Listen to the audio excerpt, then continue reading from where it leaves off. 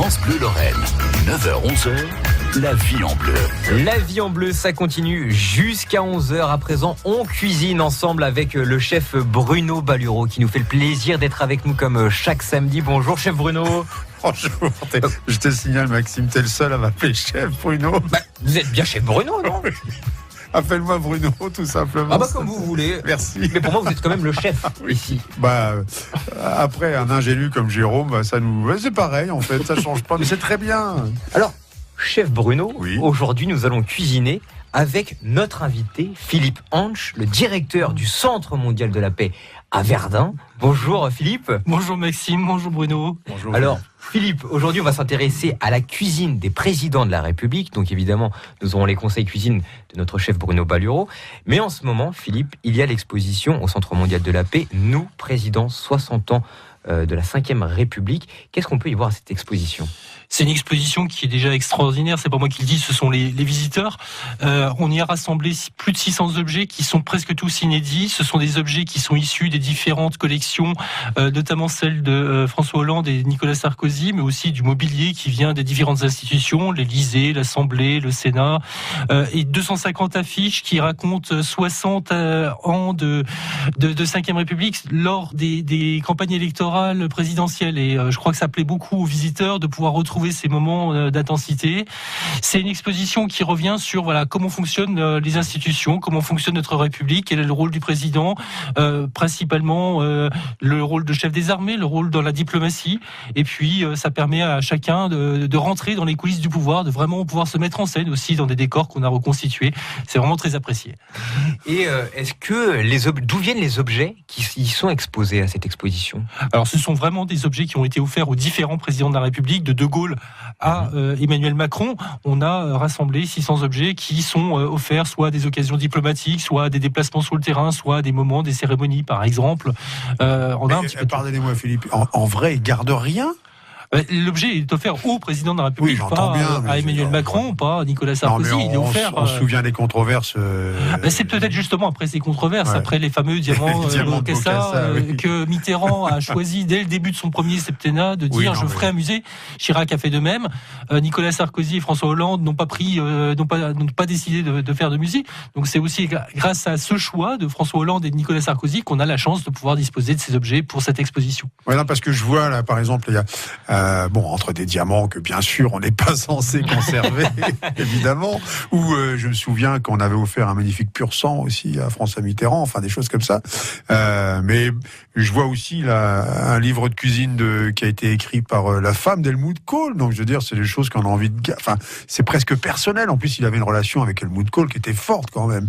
Donc j'imagine que oui, c'est intime presque ça, non ? Je pense que ça tient vraiment aux différents présidents de la République. François Hollande n'est pas du tout quelqu'un qui conserve les choses, quelqu'un qui s'intéresse à la valeur matérielle des choses. Donc il a vraiment tout restitué intégralement et on trouve effectivement des choses étonnantes dans ses collections. On y reviendra évidemment sur le livre d'Helmut Kohl. Mais Philippe, est-ce qu'il y a d'autres matériaux de cuisine dans cette exposition ? Dans cette exposition, on va trouver beaucoup de choses effectivement qui vont rappeler des moments. Je vais prendre quelques exemples. Un service à whisky en cristal offert par l'Irlande qui est absolument somptueux. Là, on est dans la diplomatie, c'est un cadeau d'État. On va trouver un autre exemple, cette carafe Baccarat qui contient du cognac XO. Alors ça, c'est vraiment le cadeau qui est offert par la France à l'étranger. Et on sait très bien que lorsque du Baccarat est offert, par exemple en Chine, les ventes Baccarat, elles explosent en Chine. Et c'est tout bénéfice pour l'entreprise française. Et le cognac est encore dedans ? Ah, le cognac est dedans. Ouais. La carafe n'a pas été débouchée. Je pense qu'on va la garder très longtemps parce qu'on sait que ça, normalement, ça noblit avec l'âge. On va trouver aussi, par exemple, une médaille des cuisiniers de l'Élysée pour faire le lien un peu avec notre thématique d'émission, ou une table officielle avec justement quelques services, 4 en l'occurrence, qui sont présentés. Vous nous apprendrez à dresser la table comme à l'Élysée. Et vous n'êtes pas venu les mains vides. Philippe Hanche, directeur du Centre mondial de la paix de Verdun, vous êtes venu avec différents objets. On va les mettre en photo sur la page Facebook de France Bleu Sud Lorraine. Et il y a 4 menus. 4 menus. Le premier menu, il est de François Mitterrand. On aura un menu Chirac, un menu Sarko et un menu Hollande. Et le chef Bruno Balureau nous donnera les conseils si vous souhaitez les faire vous aussi chez vous. France Bleu Lorraine, 9h-11h, la vie en bleu. On cuisine ensemble jusqu'à 11h avec Bruno Balureau et notre invité aujourd'hui Philippe Hanche, directeur du Centre mondial de la paix de Verdun. On s'intéresse à la cuisine des présidents de la République. Et Philippe Hanche, en 60 ans de 5e République, comment la cuisine a-t-elle évolué au sein de l'Élysée ? Déjà, on voit qu'il y a une réduction de la durée des repas. Sous Pompidou, sous Giscard, et encore même avant la Ve République, c'était des dîners très longs qui pouvaient durer plusieurs heures. Aujourd'hui, on est sur l'efficacité. Ça a même été très très court avec Nicolas Sarkozy, qui préférait des repas vraiment très concis. On voit aussi que les dîners évoluent avec le type de cuisine qu'on va y intégrer. Certains présidents n'aiment pas le fromage, comme Nicolas Sarkozy, il l'avait banni. On verra son menu tout à l'heure. Voilà, banni complètement des menus. Aujourd'hui, on est sur quelque chose qui est traditionnel, entrée, plat, fromage, dessert, accompagné bien sûr par les mets par les vins qui sont les plus adaptés aux mets. Alors, quelle est la différence entre un déjeuner ou un dîner de travail et un dîner officiel, par exemple ? Alors, le dîner officiel ou le dîner d'État, c'est vraiment le summum j'allais dire du luxe, mais non, de l'apparat. Voilà, de l'apparat, du protocole qu'on va déployer pour accueillir son hôte étranger. Ça répond souvent d'ailleurs à ce qui a été fait à l'étranger par le pays qui a accueilli le président français lorsqu'il était en déplacement. Et avec un bémol, pardon. Non mais Philippe est désolé. Non mais par exemple, évidemment, De Gaulle est allé aux États-Unis et ensuite on se souvient que Kennedy et sa femme Jackie sont venus à l'Élysée. Imaginons bien que quand ils viennent en France, ok, on n'a peut-être pas le pays le plus riche industriellement, mais il y a un endroit où on doit être les meilleurs du monde. C'est là, et c'est évident. Non mais je veux dire, c'est hyper important qu'on doit briller. C'est à cette occasion-là, c'est sur la table de l'Élysée. Donc ça fait partie des grands moments. C'est évident. Donc là, c'est du Sèvres, j'imagine, la porcelaine. C'est toujours du Sèvres qui est utilisé. Après, il y a plusieurs services. Ouais. On en présente dans l'exposition 3, un qui était utilisé exclusivement par le général de Gaulle, un autre qui va plutôt servir de façon courante depuis Napoléon III et qui est vraiment utilisé lors des dîners d'État, et puis un troisième qui est plus utilisé lorsque le président est une présidente ou une première ministre, donc une chef du gouvernement ou une chef d'État qui vient en déplacement en France. C'est un décor différent, donc on soigne effectivement l'aspect féminin. L'aspect féminin, oui. Donc le service change en fonction de l'invité Le service peut changer effectivement en fonction de l'invité. Ça, c'est un choix, c'est une proposition qui est faite par l'argentier de l'Élysée. Et la première dame, Madame Macron. Il y a un côté magnifique que tu es invité à l'Élysée. Tu peux manger dans un service dans lequel on mangeait précédemment. En effet, chez Napoléon III, c'est quand même fou, quoi. Je veux dire. C'est fou, mais je vais vous donner une anecdote. Le grand-duc était reçu en visite d'État il y a 2 semaines à Paris. Et il a organisé une soirée privée. Il a privatisé le musée Rodin. Il a fait venir toute la vaisselle et toute l'argenterie du Grand-Duché du Luxembourg pour recevoir ses invités. Voilà, le faste, il existe dans tous les sens. C'est aussi bien en France lorsque le chef d'État reçoit un homologue que lorsque un autre chef d'État reçoit ses invités. On souhaite effectivement mettre les petits plats dans les grands. Alors nous sommes sur France Bleu Lorraine. Vous nous rassurez, Philippe Hanche. Les verres sont bien en cristaux de Baccarat. Les verres sont bien issus de chez Baccarat. C'est des verres qui parfois ont déjà plus de 150 ans et il y a des anecdotes quand on visite l'argenterie à l'Élysée. Il y a des rappels pour les maîtres d'hôtel, leur dire quel est le coût d'un verre pour qu'ils fassent vraiment attention au service, parce que c'est plusieurs centaines d'euros. Alors tout au long de cette émission, on va proposer des menus avec dans quelques instants le menu Mitterrand, et le chef Bruno Balureau nous dira ce qu'il en pense, et ça sera juste après sa raison d'être sur France Bleu Lorraine. France Bleu Lorraine, 9h-11h, la vie en bleu. La vie en bleu, ça continue jusqu'à 11h avec toujours le chef Bruno Balureau qui nous accompagne et notre invité Philippe Hanche, directeur du Centre mondial de la paix de Verdun, puisque aujourd'hui, en ce 14 avril, nous nous intéressons à la cuisine des présidents de la République. Et justement, Philippe, comment on dresse la table à l'Élysée? Alors, ce sont les argentiers, c'est tout le service des argentiers qui va dresser les tables. Et effectivement, c'est très très pointilleux. On fait très attention.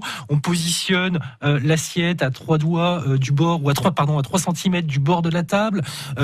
Bien sûr, la fourchette est à gauche de l'assiette. Elle est retournée. Elle n'est pas les dents vers le bas. Voilà, pas pointe vers le haut, qui a une connotation agressive. Les couverts sont bien parallèles. Les verres sont au centre au milieu de l'assiette au-dessus à 3 doigts.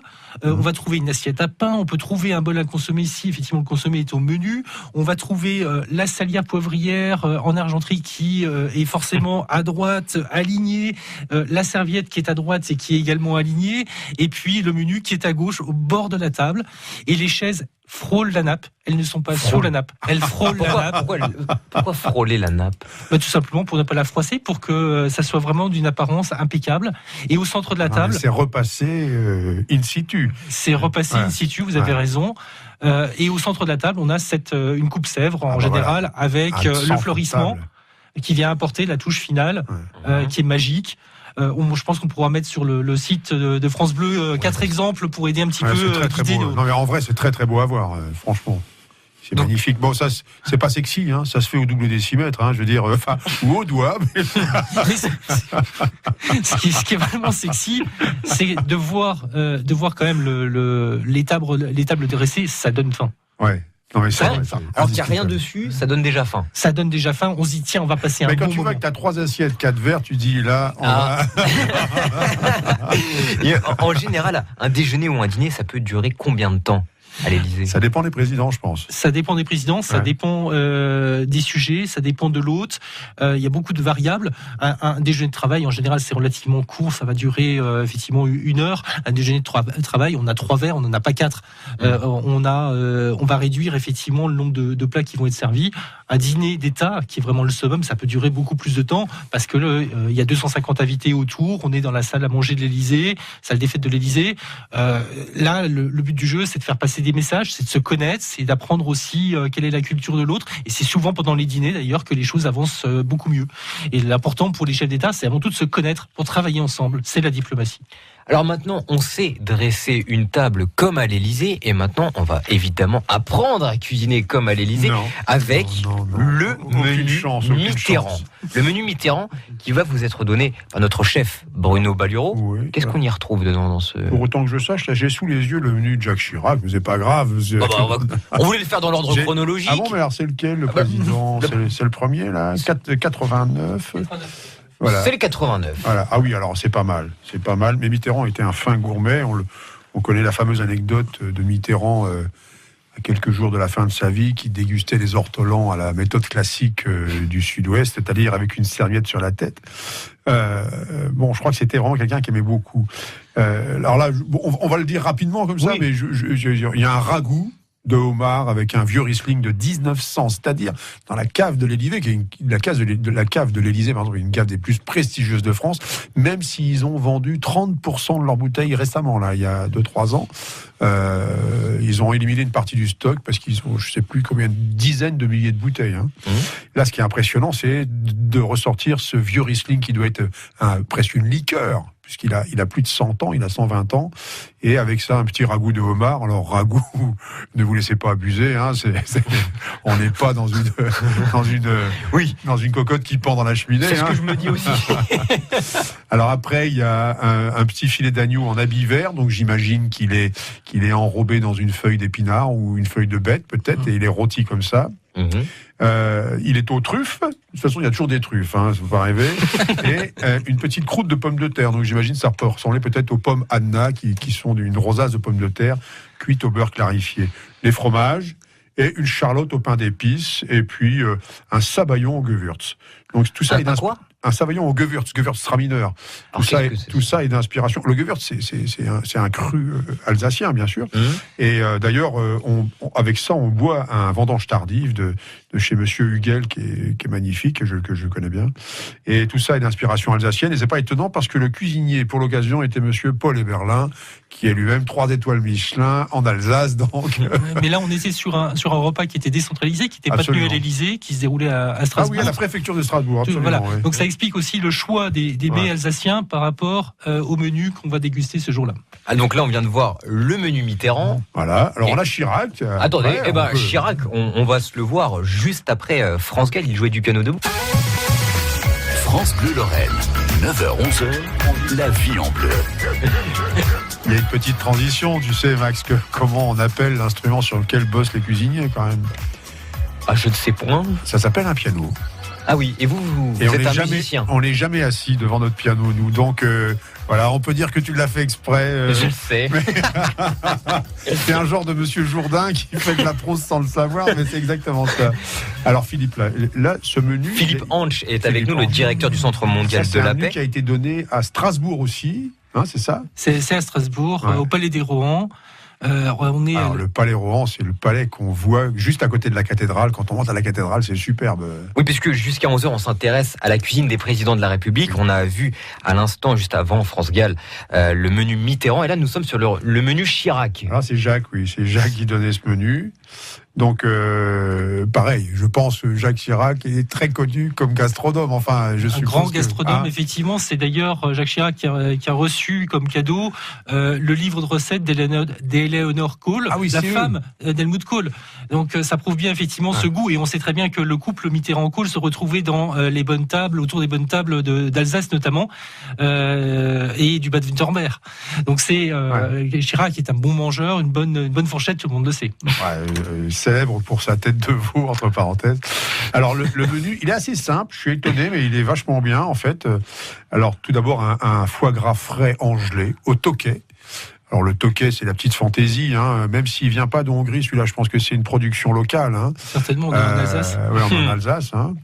Et on rappelle toujours quand même que c'est pas notifié, mais je pense que c'est du foie gras d'oie, hein, puisque l'Alsace passe pour être l'inventeur du foie gras, enfin de la cuisson du foie gras, en tous les cas tel qu'il est fait aujourd'hui, enfin dans l'ère moderne. Ensuite, qu'est-ce qu'il y a? Il y a un Bekehof. Alors il est précisé que c'est un Bekehof. Alors, qu'est-ce que c'est un Bekehof? Un Bekehof. Alors la traduction littérale, on pourrait dire, c'est cuit au four. C'est le four de boulanger en fait. Donc le Bekehof, c'est un plat de tradition alsacienne, vraiment typiquement alsacienne. Il faut une terrine pour le cuire, une terrine spéciale qu'on trouve dans tous les magasins de Strasbourg. Hein, et combien de verres de viande on met dedans? J'ai toujours un doute. 3. C'est 3. 3. Alors c'est pour ça que c'est amusant parce que là ils ont précisé, il y en a que 2 là, agneau et pied de porc. Mais normalement il y a aussi du veau dedans. Enfin on met toujours 3 viandes, mais là ils l'ont fait en 2 viandes.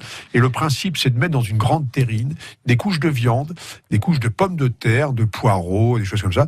Et on arrose bien sûr avec toujours du vin blanc d'Alsace. On ferme le couvercle et on fait une opération qui s'appelle lutter, c'est-à-dire on soude le couvercle avec de la pâte. On fabrique une pâte un levain avec de la farine et de l'eau et on soude. Et traditionnellement, c'est quelque chose que les gens, en partant le matin au travail, déposaient chez le boulanger. Lequel boulanger avait fait sa fournée la nuit.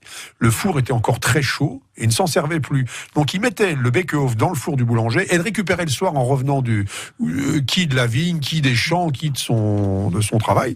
Et en vérité, il avait donc cuit 7 ou 8 heures, mais à basse température, puisque le four était en train de... Et le boulanger en avait besoin pour la nuit, donc il sortait ça. Et c'est une pure merveille, parce que les viandes sont confites. Ah oui, c'est délicieux. Et ça, c'est vraiment délicieux. Voilà, donc là, c'est vraiment un plat de tradition.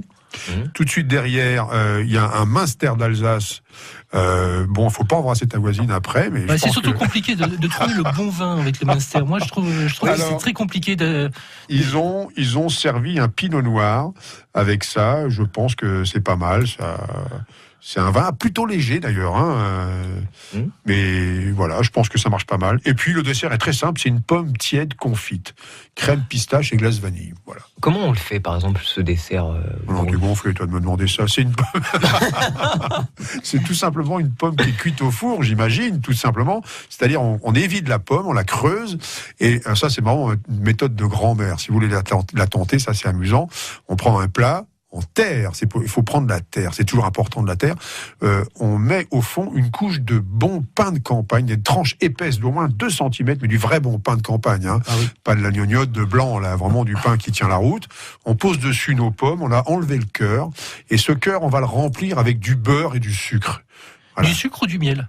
Non, du sucre. Oh bon, si vous adorez le miel, il n'y a aucune raison de vous priver. Oui. Franchement, il n'y a aucune raison de vous priver. On met un verre d'eau dans le plat et on met ça au four. Il ne faut pas cuire ça très fort parce que il fait 130, 140 seulement. Puis ça va cuire 1 heure ou 2 comme ça, tranquillement. Donc les pommes vont être toutes confites avec le sucre. Le pain qui est en dessous va être gorgée du jus de la pomme, du sucre et du beurre.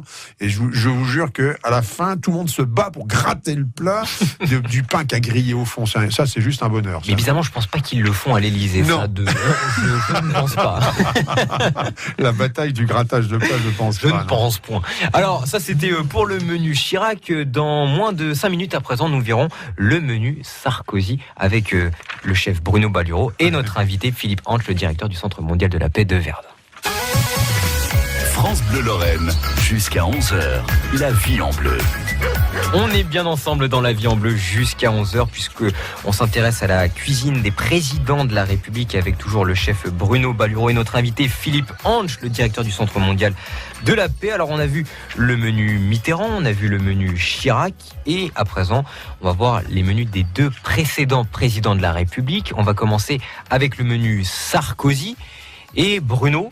Est-ce que vous pouvez nous donner ce qu'il y a dans le menu Sarkozy? Et il me semble qu'il y a une petite particularité. Oui, la première particularité, on le voit tout de suite, c'est qu'il y a que 3 lignes. Alors donc, on sait que ça va être rapide. Ça, c'est... Nicolas Sarkozy avait supprimé le fromage du menu. C'est tout à fait ça, il n'y est pas. Donc, on saute directement du plat au dessert. Il n'y a que 2 vins. Donc, mais en même temps, ça correspond au personnage, quoi. C'est un type énergique, on le sait, je le disais tout à l'heure, c'est le premier qui s'est lancé dans le jogging à la Maison Blanche, j'allais dire, à l'Élysée. Et voilà, les calories, c'est important. Et il veut des choses plutôt légères et plutôt poisson, d'ailleurs, c'est le cas, puisque l'entrée, c'est une feuillantine de langoustine aux graines de sésame avec une sauce curry. Donc, quelque chose de plutôt léger. J'imagine des langoustines qui sont simplement poêlées. Et la feuillantine, c'est une petite pâte feuilletée qui doit être très légère avec des graines de sésame. Donc un petit croustillant comme ça, avec la chair de la langoustine, ça c'est vraiment délicieux. C'est quelque chose de très fin et très sain. On est dans un des meilleurs restaurants de Paris d'ailleurs. Alors oui. Qui a fait ce menu? Alors c'est noté l'Ambroisie. Alors l'Ambroisie, c'est Place des Vosges à Paris. C'est un 3 étoiles assez secret. Je pense que c'est le 3 étoiles le plus secret de France, puisque Bernard Pacot, on ne le voit jamais dans un magazine ni à la télé. On ne sait même pas quelle tête il a, il faut le rencontrer. C'est vraiment une très très très très belle maison. Et je crois que c'est pas anodin parce que Sarkozy, là, il dîne ou il déjeune avec Barroso et on sait qu'il y avait une proximité particulière entre Nicolas Sarkozy et Barroso. Donc c'est aussi quelque part prendre en considération son invité pour l'amener dans un lieu prestigieux. Ah, je pense, oui. Mais c'est prestigieux et secret. C'est un endroit très étonnant. D'ailleurs, quand on passe devant, si on ne le sait pas, on le voit à peine. Il n'y a pas une entrée magnifique avec un dais, des drapeaux et un portier. Non, c'est vraiment très très très discret. C'est un très très bel endroit.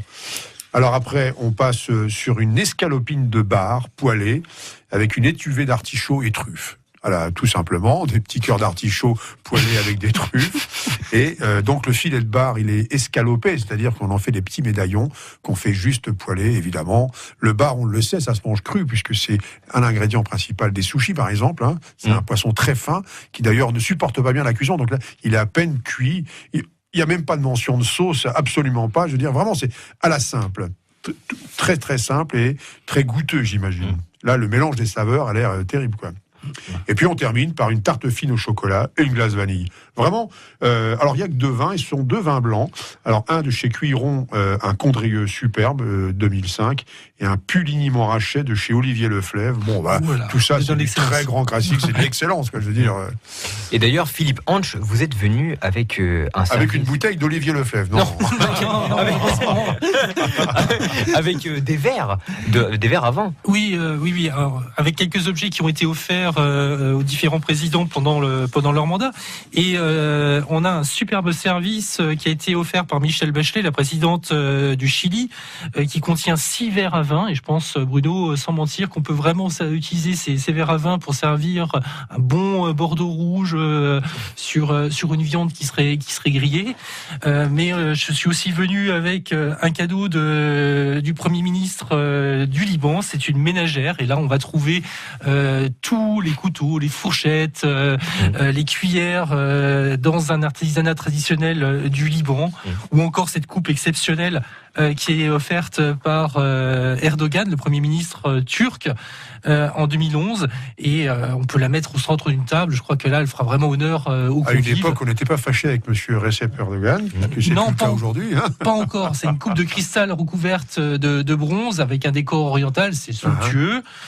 Et puis peut-être pour terminer, à la fin, on peut sortir ce petit coffret qui vient de Chine. Que j'ai dans les mains. Voilà, Que Bruno a dans les mains et qui n'arrête pas de jouer avec. Avec, Ne cassez pas Bruno surtout. Hein, parce que alors là... avec de l'eau de vie de riz et deux petits gobelets en porcelaine de Chine, bien sûr. Ouais, bien sûr. Et manifestement, il y a vraiment du liquide dedans. Il y a du liquide dedans. Mais Bruno, c'est scellé. Vous voyez bien qu'on ne peut pas l'ouvrir, malheureusement. On aurait bien voulu goûter aussi. On va vous les mettre évidemment, ces objets, sur la page Facebook de France Bleu Sud-Lorraine en fin d'émission. Donc nous venons de voir le menu Sarkozy. On va voir le menu Hollande juste après Laurent Voulzy sur France Bleu Lorraine.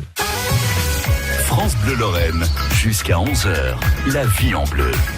La vie en bleu, ça continue avec le chef Bruno Balureau qui est avec nous et notre invité Philippe Hanche, le directeur du Centre mondial de la paix de Verdun, puisque aujourd'hui nous nous intéressons à la cuisine des présidents de la République.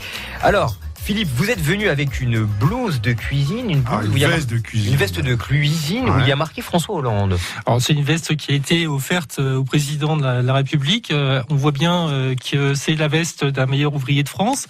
Avec le petit drapeau bleu, blanc, rouge sur le col. Et attention, c'est fabriqué quand même par l'excellent bragard de Gérard May, évidemment. Voilà, on est encore dans l'excellence lorraine. C'est un cadeau qui lui a été remis en 2013 lorsqu'il avait reçu les artisans pâtissiers de France à l'hôtel Marigny. C'était la fête de la pâtisserie. Et ça fait partie, des petits échanges de convivialité, de venir avec un objet. Et c'est ma taille, Philippe, non Il est un peu plus petit, François Hollande, je crois. Alors, Bruno, ce que je vous invite à faire, c'est d'essayer de mettre cette veste de cuisine et de nous donner le menu de François Hollande. Non, mais déjà, je voudrais que Philippe nous parle un petit peu des circonstances de ce menu, parce qu'il est daté du 6 mars 2017. C'est l'un des derniers grands repas de François Hollande durant son mandat. Et là, on est sur un moment fort. On est sur un mini-sommet européen de la dernière chance. C'était la volonté de François Hollande et de quelques-uns de ses partenaires européens de proposer de nouvelles solutions pour l'Europe. Donc effectivement, il voulait mettre toutes les circonstances de son côté et il a choisi d'inviter ses homologues à Versailles. À Versailles. Et c'est pas à l'Élysée, c'est à Versailles. Là. Et on essaye vraiment de sortir. Alors les homologues, ce sont deux chefs d'État qui sont particulièrement proches de lui. Il y a Angela Merkel, il y a le Premier ministre italien. Et l'idée, c'est vraiment et Mariano Rajoy aussi, parce qu'il y a l'Espagne. Oui, tout à fait. Et l'idée, c'est d'amener tout ce beau monde dans un lieu qui va être propice à ce qu'une décision favorable naisse. Non, mais il y a l'intention, Versailles quand même, c'est quand même incroyable. On parle d'Europe et on les réunit dans le château du monarque le plus héliocentriste. Emmanuel Macron a utilisé Versailles plusieurs fois déjà pour recevoir ses hôtes étrangers. C'est un style. Mitterrand avait utilisé Versailles au début de son premier septennat et ça lui a été reproché d'ailleurs. Absolument. Donc dans ce menu de François Hollande. Alors dans ce menu de François Hollande, alors là, on est loin de la sobriété des menus de Sarkozy, puisqu'on a 1, 2, 3, 4, on va dire 5 entrées, un entremets, un relevé, un rôt, un petit entremets, une eau parfumée et un dessert. Donc là, on est dans l'excellence. C'est Alain Ducasse. Il y a 5 ou 6 vins, donc là, voilà, on va prendre un peu. On sent qu'on va prendre notre temps et qu'on va discuter. Ah oui. Donc Alain Ducasse s'est fait plaisir aussi. Hein. Oui, on se fait plaisir, bien sûr. Allez, et alors, Ducasse, c'est formidable parce que il a délaissé volontairement cette espèce de coutume de la gastronomie de donner des titres un peu ronflants ou plats. Non, il y va carrément, lui, c'est dorade royale marinée, point. Voilà, il n'y cherche pas. C'est simple, clair. Voilà, c'est simple. Langoustine rafraîchie, caviar gold. Bon, très bien. Cuisse de grenouille à l'oseille. Légumes d'hiver, tuber melanosporum. La tuber melanosporum, chacun le sait, n'est que le nom latin des truffes, de la truffe noire du Périgord.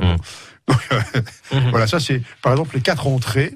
Il y a un entremets, c'est un petit épeautre, courge et homard bleu, c'est-à-dire le petit épeautre, c'est une variété de blé, on le sait aussi.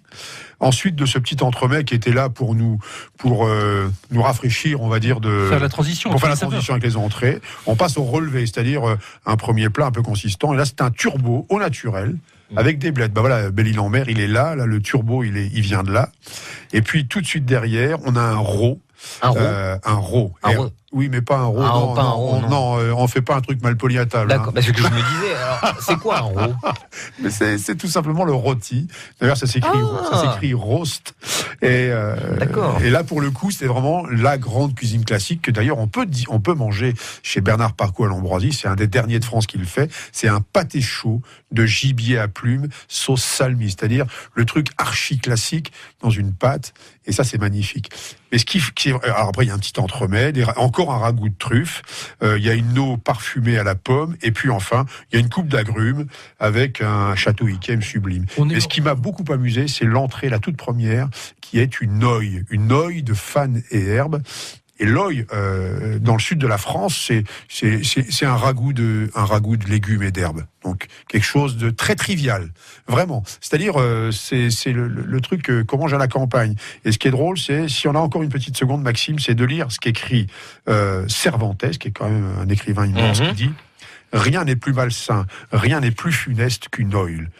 Il faut laisser ce mets grossier aux chanoines, aux professeurs de collège, aux festins de noces des laboureurs. Leurs estomacs solides peuvent s'en accommoder, mais celui d'un gouvernant ne le peut pas. Il demande des aliments plus légers. » Donc je me demande s'il n'y a pas une petite perversité de la part de Hollande quand même de filer ce plat qui est justement réputé ne pas du tout aller à des gouvernants. C'est assez amusant quand même qu'il ait tenté cette oil.